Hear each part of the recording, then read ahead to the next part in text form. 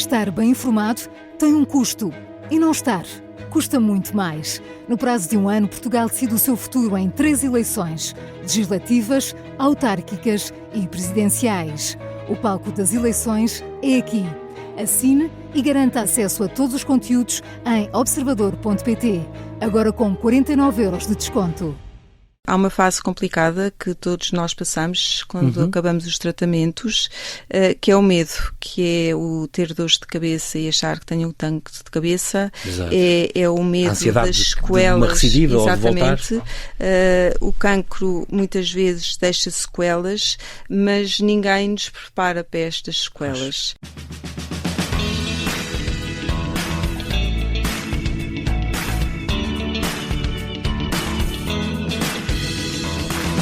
Se é certo que o número de novos casos de cancro no mundo tem vindo a aumentar, em 2022 foram cerca de 20 milhões, a Organização Mundial de Saúde prevê um aumento de 77% até 2050, será nessa altura a maior causa de mortalidade. O número de sobreviventes de cancro também tem vindo a crescer. A Comissão Europeia estima que hajam 12 milhões de sobreviventes de cancro na Europa, dos quais meio milhão em Portugal. Mas terminados os tratamentos e vencido o cancro, novos desafios se levantam. Madalena Doré sobreviveu a um cancro infantil, cedo percebeu que a sua missão de vida passaria por ajudar os outros. Começou de maneira informal, ainda na adolescência, e nunca mais parou. Pôs a sua experiência ao serviço de várias instituições, apoiando doentes de cancro, crianças com doenças terminais e pessoas com deficiência. Foi uma das fundadoras da Acreditar e da Terra dos Sonhos, e fala-nos dos desafios do pós-cancro e do regresso à vida ativa e da novíssima unidade do sobrevivente oncológico da CUF, um projeto pioneiro em Portugal, inaugurado há semanas. Olá Madalena, bem-ajas por ter aceitado este meu convite. Bem-vinda à Rádio Observador. Olá João Paulo, obrigada obrigada por este convite. É um grande prazer falar contigo. Tenho que dizer aqui que tu és a tia porreira.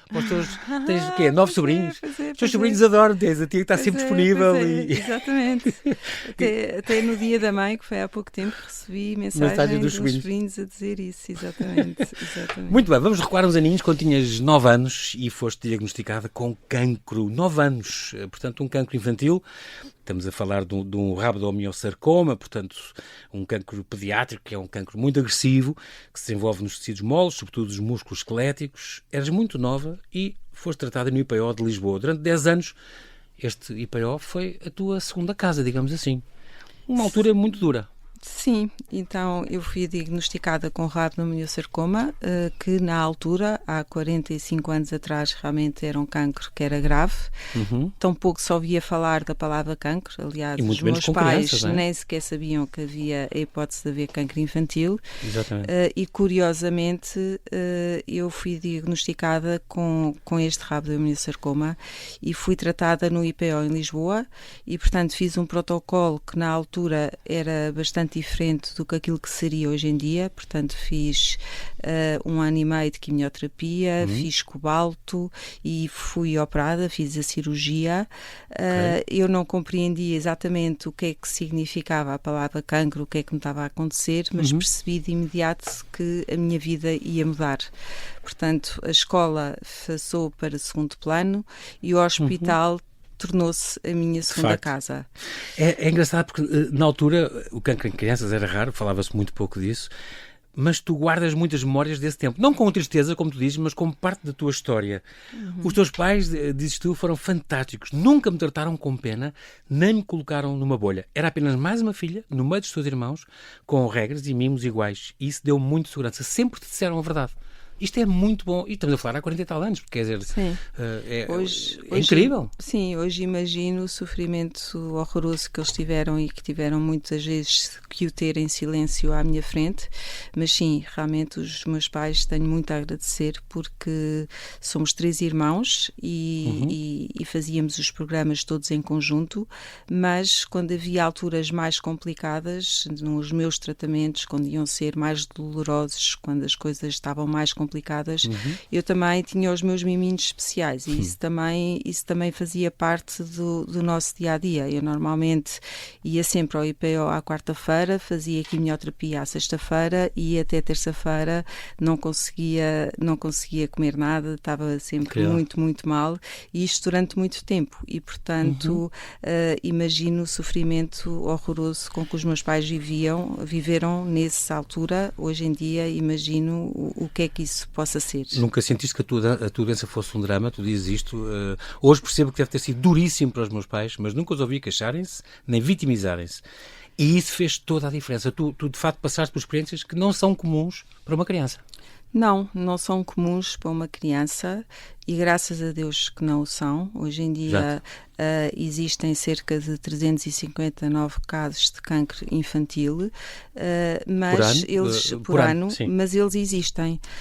E o que é um facto é que eu fui uma das pessoas que tive cancro e ao longo da vida e depois de ter passado os tratamentos, continuei a ir muito ao IPO e continuei a ir muito a pedido muitas vezes dos médicos para estar com aquelas crianças a quem tinha sido diagnosticado cancro e para estar com aqueles pais. Os pais, ao estarem comigo, viam uma esperança numa altura tão complicada que era terem os filhos internados no hospital. Mas, curiosamente, também muito cedo, e depois de uma grande amiga minha ter morrido e ter feito tratamentos comigo, a Inês, que andava na mesma escola do que eu, portanto foi era tua colega? Era minha colega e realmente numa altura em que não havia praticamente cancro infantil na mesma escola, haverem duas pessoas com cancro. Exatamente, era o mesmo? Exatamente o mesmo? Não era exatamente o mesmo. Okay. A Inês tinha um sarcoma, teve que amputar uma perna, mas o que transformou realmente esta minha maneira de estar na vida foi quando a Inês morreu. Eu tinha 14 anos e quando eu soube que a Inês morreu, talvez tivesse sido um dos piores momentos da minha vida, eu depressa me perguntei o porquê eu e o para quê. O que é que a vida espera de mim depois desta experiência? A vida é cheia de mistérios, Madalena. A vida é um mistério. É uma coisa que ainda hoje te surpreende e que acreditas, dizes tu, acredito que a vida é um mistério. A vida e o sofrimento são outro. Porque é que umas pessoas vivem mais e outras morrem tão cedo? Esta coisa de teres 10 anos como o IPO, como segunda casa, o teu tratamento durou esse tempo todo? Não, eu não. O cancro infantil, a pessoa fica curada passado 10 anos, mas eu tive no IPO, hoje em dia ainda faço uma consulta uma vez por ano no IPO. Portanto, o IPO continua a ser um hospital com que eu vou com alguma frequência. E portanto é no IPO houve algo também que eu gostava de deixar aqui, uma gratidão enorme, porque em 1980 todos os tratamentos era tudo muito diferente, mas havia por parte dos profissionais de saúde algo que faziam com que eu chegasse ao hospital e que não tivesse medo de estar ali. E como eu digo sempre, eu lembro os dias nesse lugar, eu lembro de cada momento, tudo o que vivi e tudo o que senti. Eu lembro e tudo faz parte da minha história e que eu acho que é uma história de amor, porque eu sempre recebi muito amor por parte muito apoio daqueles Tu dizes uma coisa também muito bonita, os médicos também marcaram muito este meu tempo. Às vezes senti o silêncio nos seus olhos, eles não diziam tudo, mas eu percebia que havia ali algo difícil e mesmo sem entender tudo, sentia que os queria ajudar de alguma forma, talvez aquilo fosse duro também para eles. Sim, muito bonito dizeres isso e reconheceres isso. Não, lembro-me, por exemplo, aquele tratamento, aquela quimioterapia vermelha que nós levamos, que é péssimo, e lembro-me lindamente, como se fosse hoje. É uma coisa que se ingere? É uma coisa que se toma? Não, é uma coisa injetável. Mas é um tratamento que a pessoa não passa muito bem. E lembro-me, como se fosse hoje, do Dr. Queiroz, que já morreu, ter sido ele a dizer-me que eu já não ia precisar mais de fazer esse tratamento. Que era a última vez? Que era a última vez. E o impacto nos olhos dele quando ele me disse isso, e portanto é algo que marca para a vida, claro. Que marca e que fica connosco. Esta comunicação, é engraçado que tu fizeste depois uma pós-graduação em comunicação em saúde na Universidade Aberta, uma das pós-graduações que tu fizeste, Madalena. Ainda é muito exigente esta comunicação ao doente. É tão importante isto, não é? A maneira como um médico lida com o doente, e então com uma criança, não é igual a um adulto. É muito importante e cada vez é mais as chamadas soft skills. Exatamente. Os médicos, nós quando estamos doentes, sofremos com a nossa doença e temos medos e os médicos que tornam-se também sofrem com os doentes e também são humanos e também têm emoções e, portanto, têm, com certeza, como eu digo sempre, as 4 emoções, o medo, a raiva, a tristeza e a alegria está presente em qualquer ser humano e, portanto, quer por parte da pessoa que está doente, quer por parte da pessoa que cuida, todos sofrem, cada um à sua maneira, mas é muito importante quando estamos perante uma situação tão complicada de saúde, termos alguém à nossa frente que nos fale, que nos olhe e que perceba como comunicar connosco e como fazer a diferença nessa comunicação. Eu lembro-me que uma vez que estava a fazer um tratamento de quimioterapia e basta um simples pescar de olho de uma enfermeira para eu ter respirado fundo e sentir segurança no tratamento que ia fazer. Quando no momento em que terminaste aqueles tratamentos, sobretudo os mais agressivos, Madalena, como foi? Sentiste alívio? Ou abriu-se uma nova fase de incertezas na tua vida? Eras muito nova ainda, mas de qualquer modo... Não, mas foi complicado depois. Há uma fase complicada que todos nós passamos quando acabamos os tratamentos, que é o medo, que é o ter dores de cabeça e achar que tenho um tanque de cabeça. É o medo das sequelas. De uma recidiva exatamente. Ou de voltar. O cancro muitas vezes deixa sequelas, mas ninguém nos prepara para estas sequelas. E são importante. sequelas que podem ser físicas, podem ser o medo da recidiva, pode ser a exaustão emocional, pode ser o corpo, que muitas vezes nós também já não reconhecemos, e muitas vezes também o silêncio, que as outras pessoas acham, uau, venceste um cancro, está tudo ótimo contigo, e cá dentro não está tudo ótimo, porque eu tenho medos e continuo a querer ir à procura de respostas para muitas dúvidas com que fico. Portanto, para lidar nos meses seguintes, há esta luta, não é só física, mas também emocional. Emocional, é importante, exatamente, não é? Exatamente. E as pessoas não se vê, as pessoas não se apercebem disso. É muito bonito esta epígrafe que tu tens na tua página de Facebook. É proibida a entrada a quem não andar espantado de existir. É uma frase do José Gomes Ferreira, das Aventuras de João Sem Medo. É muito bonito isso, porque a vida, de facto, pode ser um espanto, pode ser... Ficaste sempre aberta à beleza de estar viva, foi uma segunda second chance, não é? Uma segunda oportunidade. Sentiste um bocadinho que eu estou cá e foi daí que nasceu a tua... Eu tenho que ajudar outras pessoas. Eu senti que eu tinha que ter um propósito. Eu, depois da experiência que eu tive, eu tinha que ter um propósito na vida. E esse propósito tinha que ter impacto. E tinha que ter impacto numa escolha que para mim era clara, que era com crianças e com adultos que estavam a passar por uma situação de cancro. E foi essa a escolha da vida que eu fiz. E por isso fui cofundadora da Associação Acreditar. Que é de pais e amigos de crianças com cancro. Que hoje em dia tem 30 anos e estive na Acreditar durante muito tempo a dar muito acompanhamento àquelas crianças, àqueles pais, a fazer campos de férias, com muitas histórias guardadas aqui dentro do meu coração, histórias de dor, mas também muitas histórias de amor. Mais tarde... Este coordenador, ainda antes de sair do Acreditar, o projeto dos Barnabés, por exemplo, que é teu, este grupo de jovens doentes e ex-doentes que apoiavam crianças com cancro. Isso é muito importante. Sim, porque João Paulo, não há nada melhor do que quando estás perante uma situação destas, como um cancro, e falas com alguém, a pessoa com quem tu estás a falar, se já passou por essa experiência, o contacto é completamente diferente. Claro, e, portanto, quando eu tinha uma criança ou um adolescente a falar comigo sobre os seus medos, para mim, eu precisava de falar sobre a minha experiência. Eu sabia o que era estar ali daquele lado. E, portanto, daí o grupo dos Barnabés, que é um grupo que se apoia mutuamente e que sabe exatamente daquilo que fala e dá apoio às novas crianças que entram dentro do IPO todos os dias com diagnósticos de cancro. Tu tiveste várias formações, inclusive de comunicação institucional, parcerias com empresas, tratavas disto também na Acreditar, organizavas atividades, campos de férias, acompanhamento hospitalar, formação de voluntariado. Os campos de férias foi muito importante para ti, tu organizavas anualmente estes campos para 150 crianças ou adolescentes com cancro, chegaste a ir lá fora, à Irlanda, à França, tens histórias de facto que podiam encher 4 programas durante... É incrível estes testemunhos que eu estou a passar aqui os olhos e da tua vida, que aconteceu certamente as crianças que estavam nos campos de férias e pioravam de saúde e que tinhas que vir com elas de ambulância para Lisboa, algumas que acompanhavas até ao fim da vida e algumas que não tinham ninguém. Tu eras o colo dessas crianças. Sim, Isso deve ser duríssimo. A primeira criança que eu acompanhei nestas circunstâncias foi a Alina. Ela veio para Portugal vinda de São Tomé com 14 anos, sozinha, e foi viver para um lar de idosos. Na altura não havia ainda as casas de Acreditar.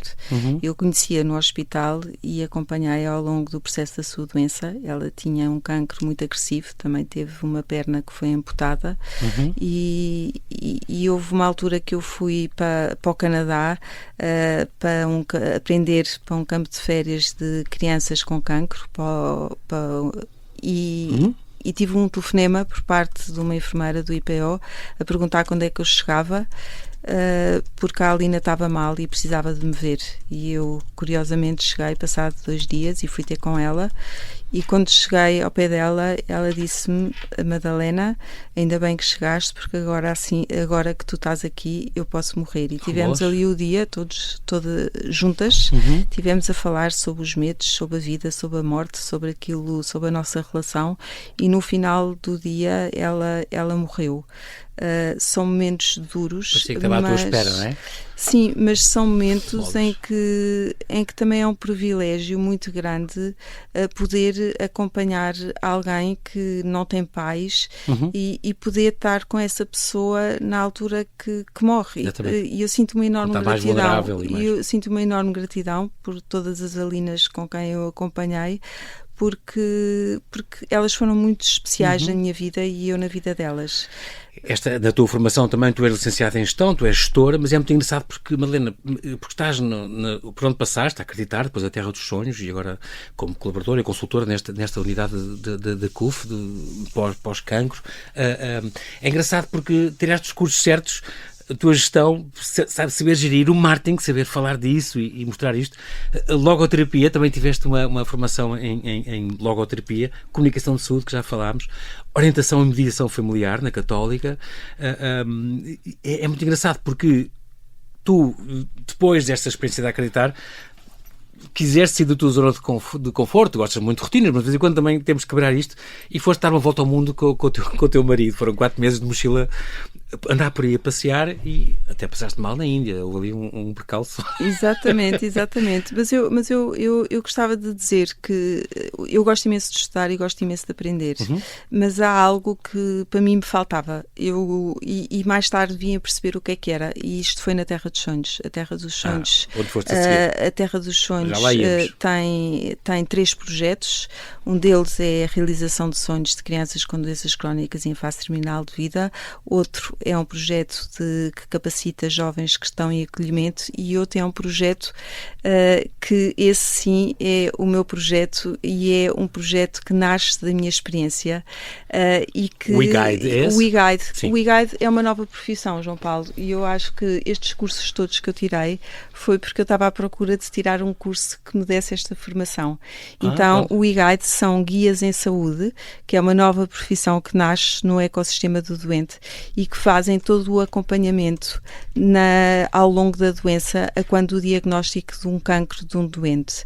E, portanto, estas guias em saúde capacitam o doente com vários eixos de intervenção, fazem o acompanhamento quando é preciso às consultas, fazem a organização e a gestão de toda a informação do doente. Portanto, o doente, quando vai às consultas, tem todas as consultas preparadas com o apoio destas guias.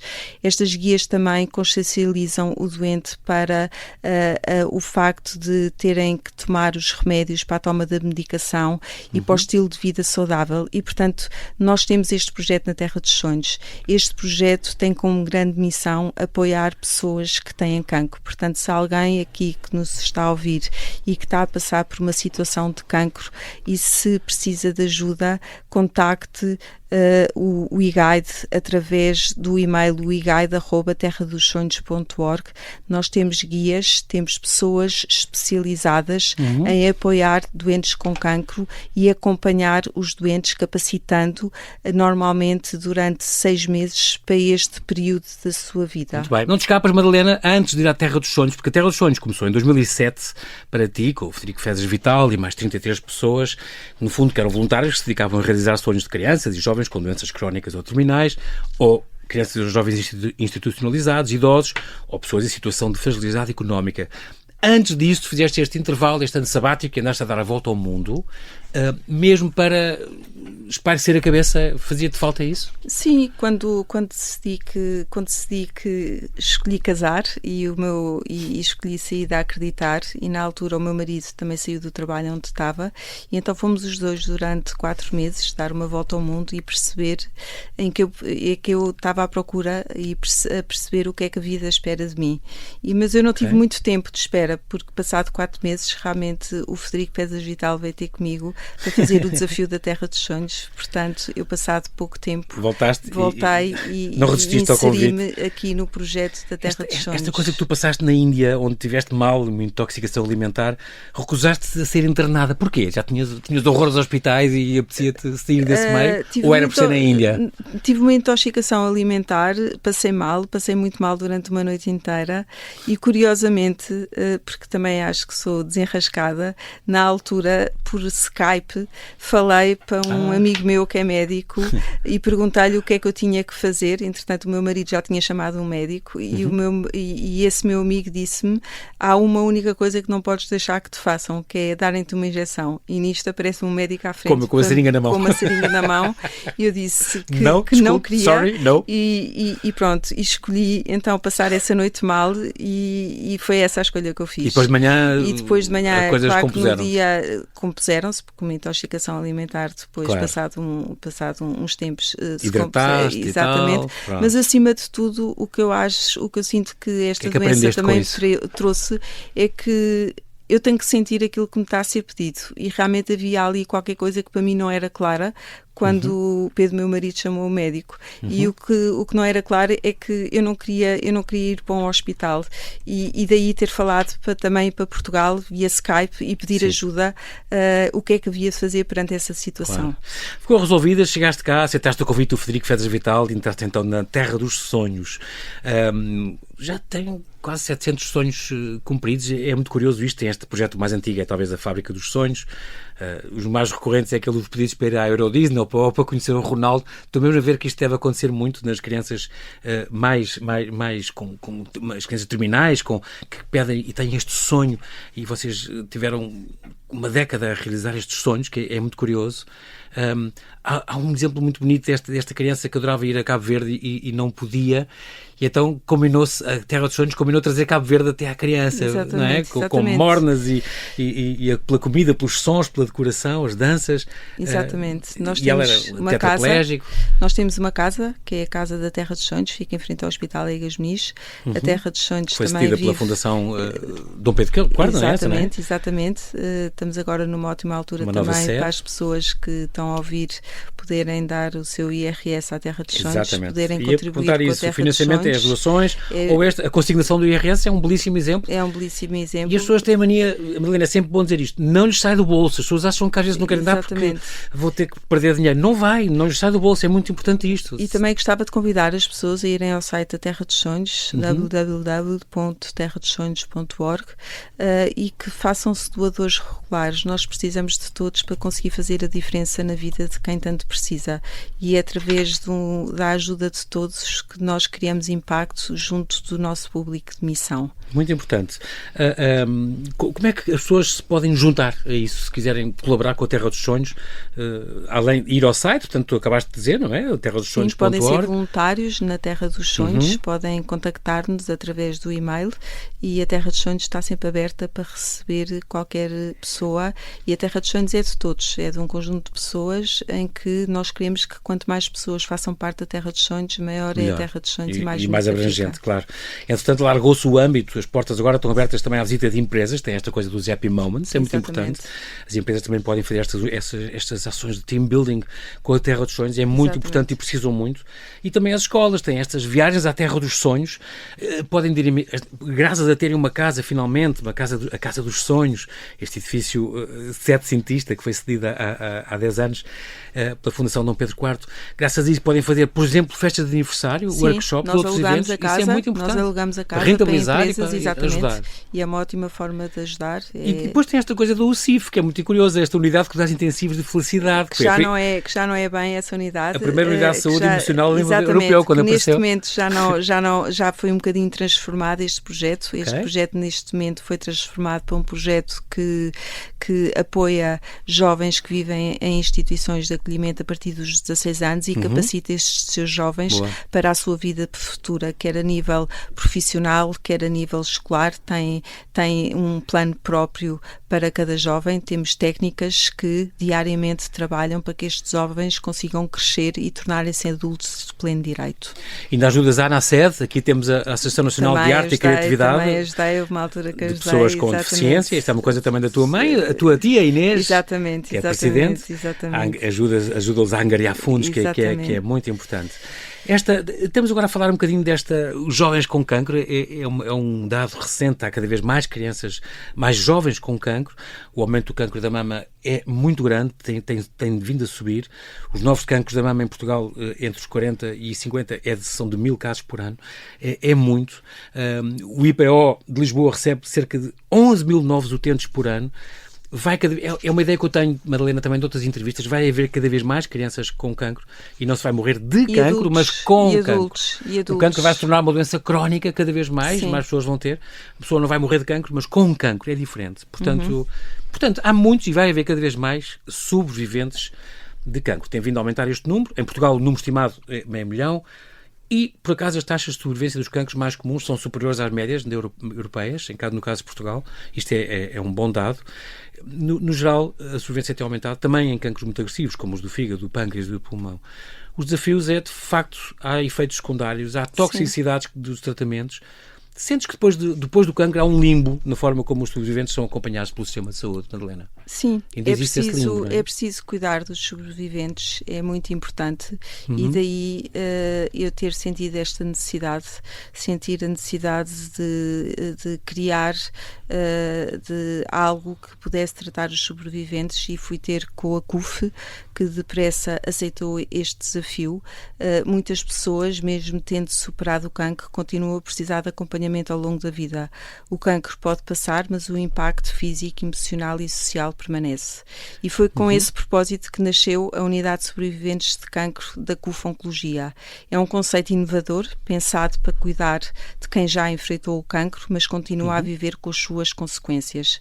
Esta unidade oferece uma abordagem multidisciplinar, humanizada, especializada e que procura melhorar a qualidade de vida, minimizar as sequelas e promover a saúde a longo prazo.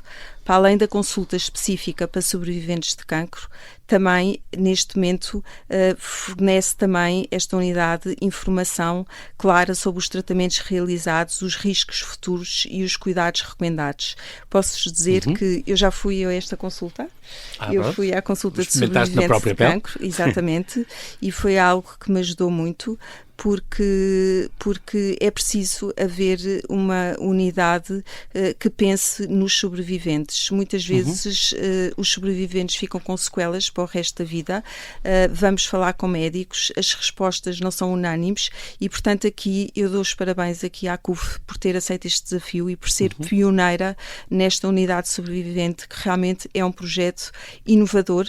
Vamos fazer o primeiro seminário de sobreviventes de cancro no dia 30 de maio no auditório da CUF Descobertas e, curiosamente, foram abertas as inscrições há cerca de uma semana e já está praticamente esgotado. E, portanto, isto prova mesmo que é preciso tratar dos sobreviventes e é preciso pensar sobre a sobrevivência de cancro. Referiste isso bem, esta é uma abordagem sempre multidisciplinar. Eu estava aqui a ver só algumas disciplinas que estão envolvidas nisto, porque a cardio-oncologia, a psico-oncologia, a nutrição oncológica, a reabilitação física, a cessação tabágica, outra, endocrinologia, dermatologia. Há muitas especialidades que estão envolvidas e que podem estar envolvidas conforme cada caso e cada... E o que esta unidade tem de diferente é que o doente, quando marca uma consulta para uma consulta de sobrevivente de cancro, é visto em primeiro por uma enfermeira que faz um questionário e depois vai então à consulta do sobrevivente de cancro. E consoante o seguimento que tem que ter, é encaminhado para as várias especialidades. Temos uma equipa médica de várias especialidades e, portanto, o endocrinologista que segue os sobreviventes de cancro é sempre o mesmo. O que vai fazer com que estas pessoas, estes médicos destas várias especialidades consigam também eles se especializarem mais nos efeitos secundários dos tratamentos do cancro, que muitas vezes acontece. Esta unidade começou a funcionar agora, em 10 de abril, foi há muito pouco tempo. Exatamente. Mas para já está na CUF Descobertas e CUF Tejo, exatamente. Nos dois sítios. Há de também ser aberta no Porto, Porto. dentro de pouco tempo. E para além disso, esta unidade também oferece uma componente muito humana.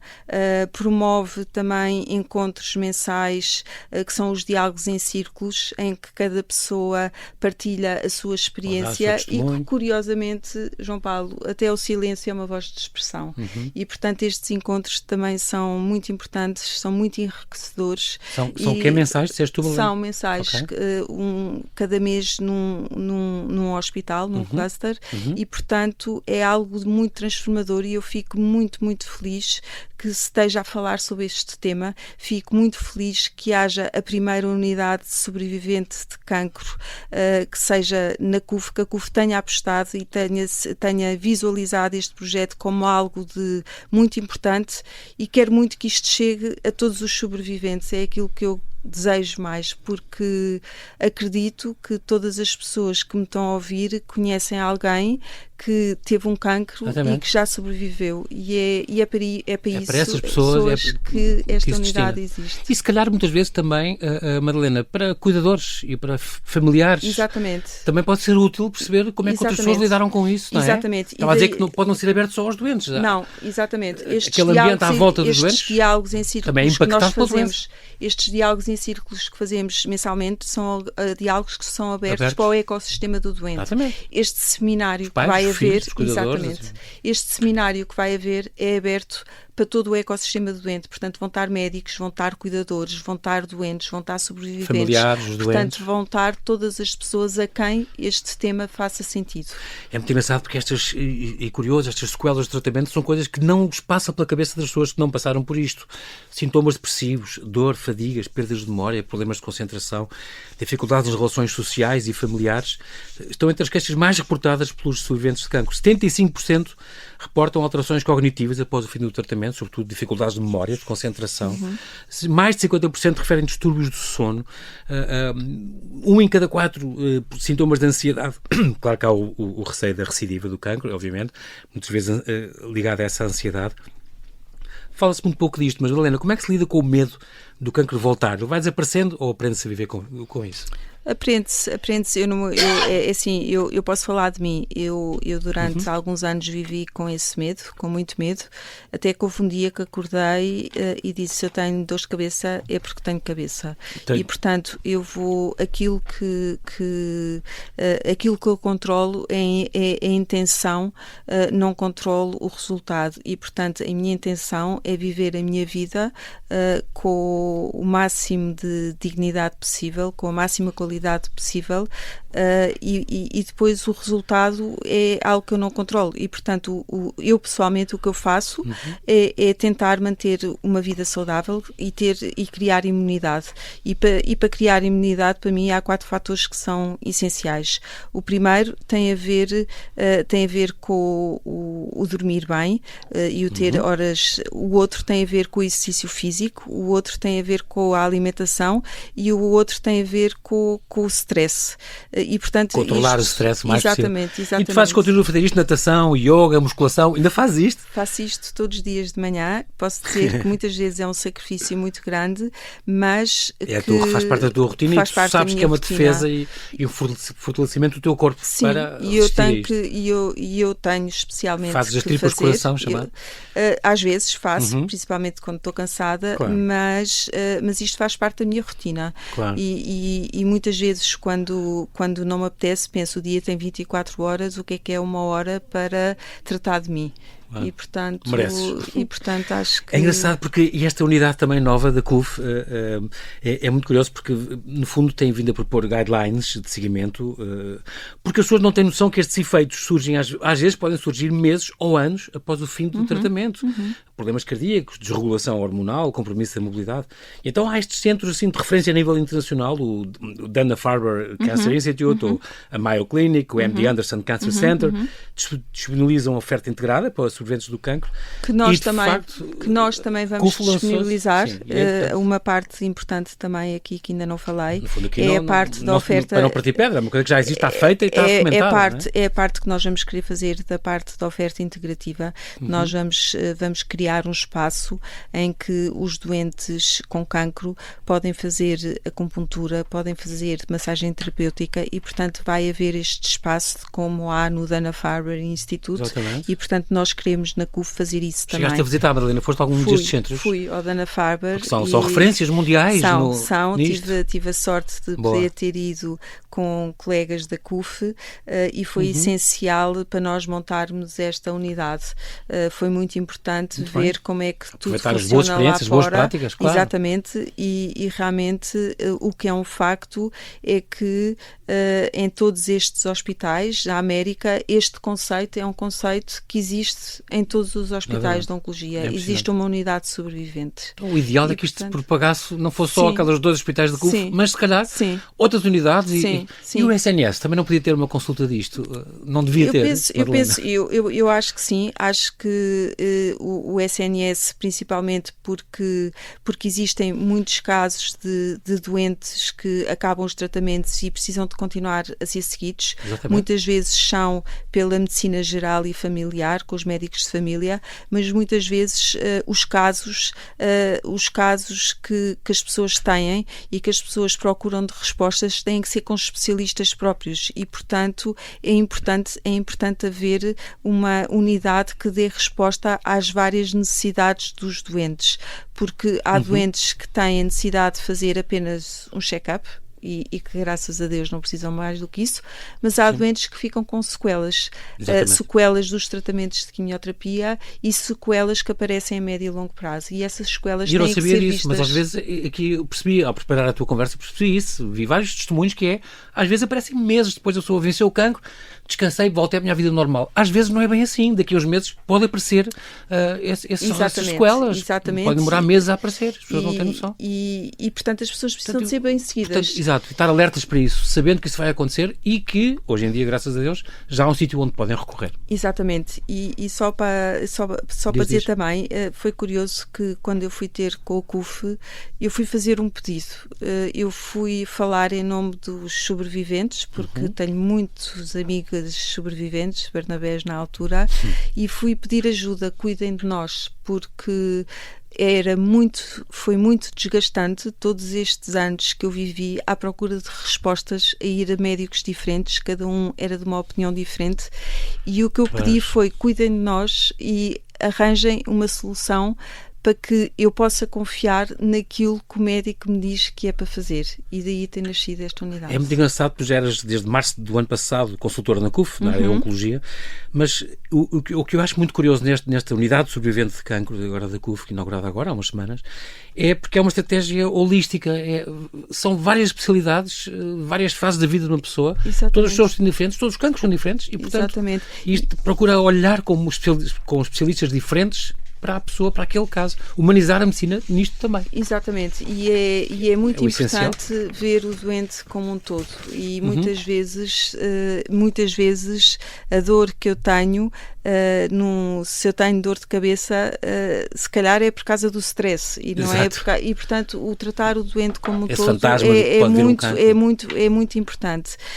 E daí também a parte psicológica também é importantíssima. Exatamente. E fala-se tanto de saúde mental hoje em dia também. E é importante também o regresso ao trabalho, que as empresas tenham consciência que quando existe alguém que passou por uma doença como um cancro, a pessoa, quando regressa ao trabalho, é uma pessoa diferente.